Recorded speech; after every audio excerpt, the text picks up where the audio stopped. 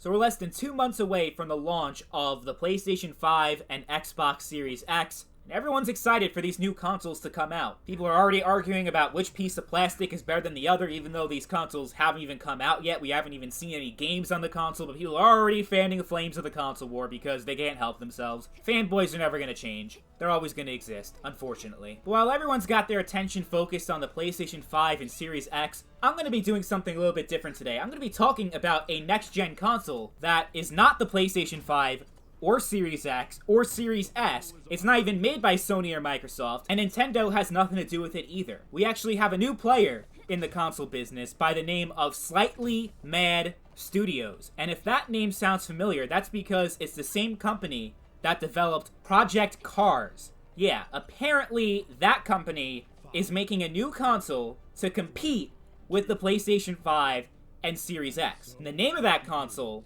is the Mad Box. This console was actually announced back in January of 2019, but we haven't heard anything since from Slightly Mad Studios about this console, if it's still in development, if they're still working on it. They haven't confirmed whether or not they're still working on this thing. The latest update we got was in May of 2019, after several of the Mad Box's top investors withdrew their support from the project, so there's pretty much no funding going into this thing. And the reason why they pulled out, it was because of the announcement of Google Stadia and the rise of streaming services, but ironically enough, Stadia isn't doing so well right now, even though it's been on the market for almost a year. But regardless, investors, they want to see a return in their investment, and they don't think that console gaming has any real potential for growth in the 2020s. Especially a console from a new company that hasn't established itself into the market yet. Sony and Microsoft, they've been in the console business for decades. So to put at least tens of millions of dollars, probably more, into this project to develop this brand new console,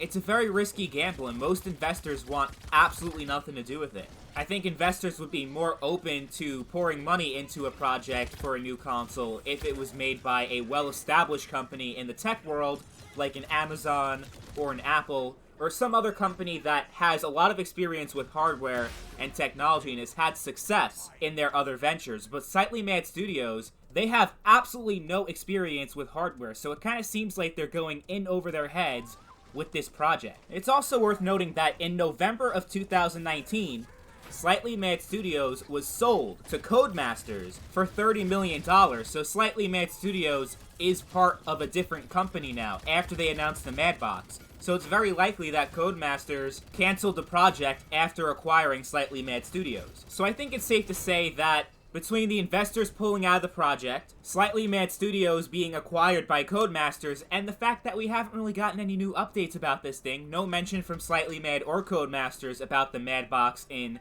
well over a year, I think it's a pretty safe bet that the Mad Box is dead. We're never gonna see this console come to market. But even if it does anyone honestly think this thing could actually be successful? The whole selling point of the Mad Box was that it would have been the most powerful next-gen console in the market, and Ian Bell said it was beyond next-gen.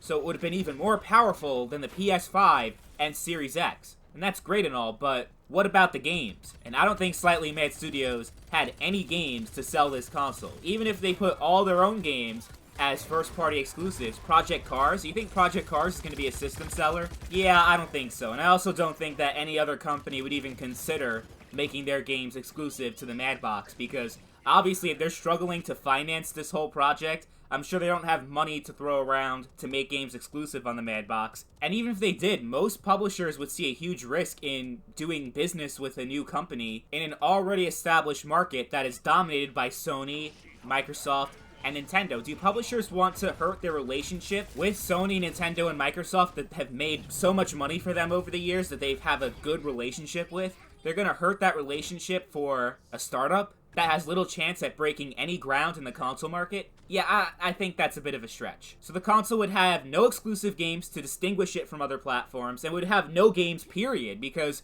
no company would even bother putting their games on a brand new platform that wouldn't have much of an install base. So it wouldn't even be worth the time for developers to make a game specifically for that platform when they wouldn't make any money off of that. At least if it was a well-established company making a brand new console like an Amazon or an Apple, they would have a lot of resources to just throw money at these publishers to put the game on their platform. That's what Google's doing right now with their Stadia platform. But the problem with Slightly Mad and Codemasters, they wouldn't have those resources. So the only thing they'd be selling is that the Mad Box is the most powerful console on the market, but if it doesn't have games to back it up, who cares how powerful it is? The Switch is significantly weaker than the original Xbox One, yet it outsold the Xbox One by quite a lot. Why? Because the Switch had the games to back it up. So I have a good feeling that if this console ever does come out, which it probably won't, but let's say hypothetically it does, it won't fare much better than the Steam machines back in 2016, 2017, whenever those things came out. Does anyone even remember the Steam Machine? Or how about the Phantom console that was announced in 2004? It was supposed to come out the following year, and we haven't heard anything about the Phantom since. I don't even know if the company that was supposed to make the console even exists anymore. I don't know. But if the Mad Box is dead, I think it's probably for the best, because I have a hard time imagining it being a successful endeavor for Slightly Mad Studios. I would imagine that without the game, Slightly Mad Studios would have really sold the Mad Box based off of its power. When the project was first announced, it was boasted that the Mad Box will be able to do 120 frames per second VR and full 4K that would outmatch that of the PS5 and Series X. That sounds really expensive,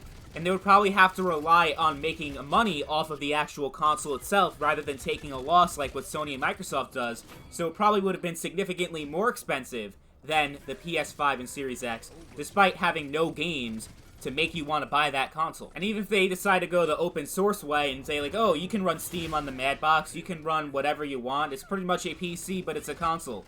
But that's exactly what happened with the Steam Machine, and that was a total failure, so that wouldn't work either. At that point, if you're going to spend a whole lot of money on a console that can run Steam, might as well just build a PC at that point, right? If they're going to charge like $600, $700 for a console, you're better off just building a PC, even if it has games on it. It's just, that's way too much for a game console, but I figured that's probably the amount of money that they would charge, considering that the PS5 and Series X are $500 a piece, and they sell those consoles at a loss. So we're talking about a console that would outmatch those consoles in terms of performance, but they would probably have to rely on making money off of the hardware, and they couldn't eat that loss because they don't have the software sales to make up for it. Yeah, any way you slice it, the Mad Box would have been a disaster. But I guess there's still a chance that it can come out. Ian Bell, the CEO of Slightly Mad Studios, he did say that it would be 2.5 years away, and that was when it was announced in early 2019, so do the math, that would be mid to late 2022. So I guess it's possible that this thing can still come out, because we're still 2 years away from its hypothetical release, but the way things are looking, I doubt this thing is ever going to come to fruition, and even if it did, there's no way it would succeed. It would be in the same conversation as the Atari Jaguar,